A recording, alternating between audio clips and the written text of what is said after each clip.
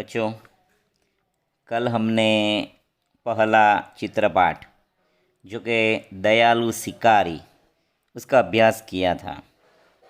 बच्चों, कोई भी कहानी है और हो, उससे हमें कुछ न कुछ सीख मिलती है।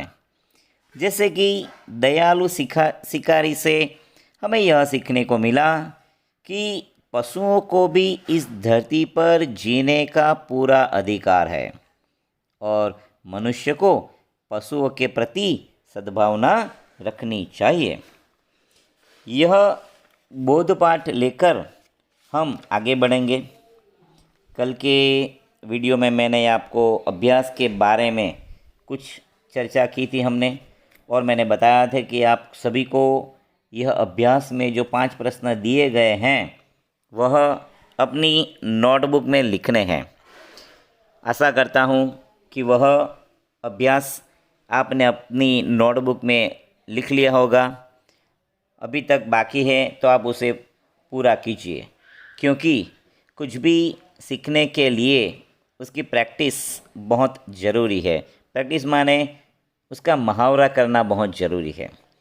ये जो अभ्यास और स्वाध्याय आपको दिए जाते हैं वह ज़्यादा मुहावरे करने के लिए, जितना आपका मुहावरा ज़्यादा होगा आपसे वह विषय वस्तु बहुत दृढ़ बन जाएगी। तो आज हम स्वाध्याय की बात करेंगे। तो बच्चों, स्वाध्याय में आप देख सकते हैं कि नीचे 2 प्रसिद्ध कहानियों के चित्र दिए गए हैं। उनके नाम लिखकर कहानी लिखिए। बच्चों, आपको दोनों कहानियों के 3-3 चित्र दिए हुए हैं। शायद चित्र देखते ही आपको पता चल जाएगा कि ये कौन सी कहानी है, क्योंकि बचपन में आपने बहुत सारी कहानियाँ सुनी होगी। तो पहली कहानी है 2 हंस और एक बातूनी कछुआ की, जो बहुत बातें करता है। उसके बारे में एक कहानी दी गई है।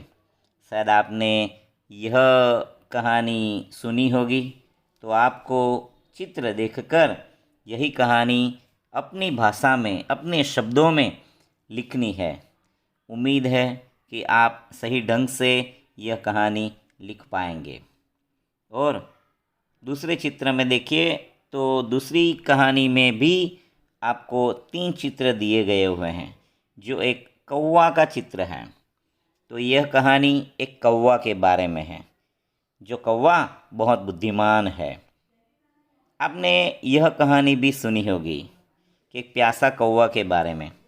तो बच्चों, चित्रों को देखिए और अपनी भाषा में, अपने अंदाज में यह आपको दोनों कहानी बनाकर अपनी नोटबुक में लिखना है। जो नोटबुक हमने बनाई है हिंदी की, उसी में यह दोनों कहानी हम लिखेंगे। चित्र दोड़ने की ज़रूरत नहीं है, सिर्फ लिखना है। बच्चों, अब हम एक और प्रश्न देखेंगे जिसमें भी एक चित्र कहानी है, जिसका टाइटल है कौवा और लोमड़ी।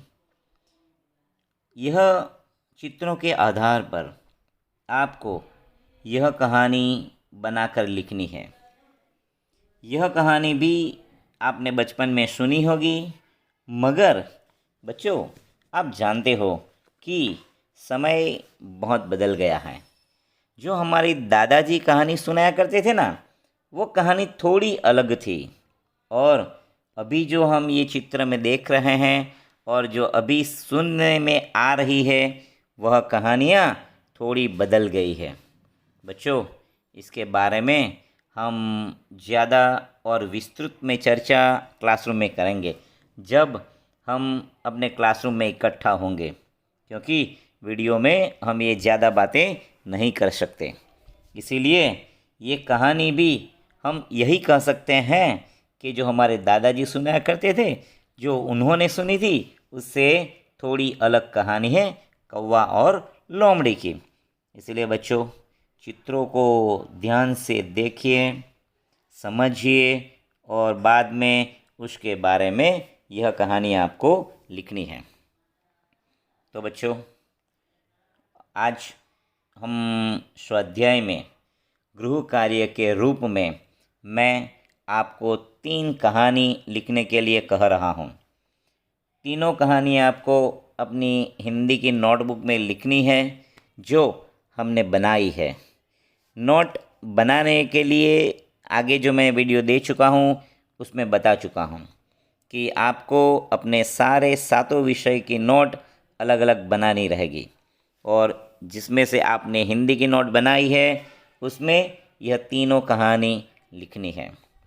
बहुत ज़्यादा लंबी नहीं होनी चाहिए, थोड़ी छोटी होनी चाहिए, मगर उसमें पूरी बात आ जानी चाहिए।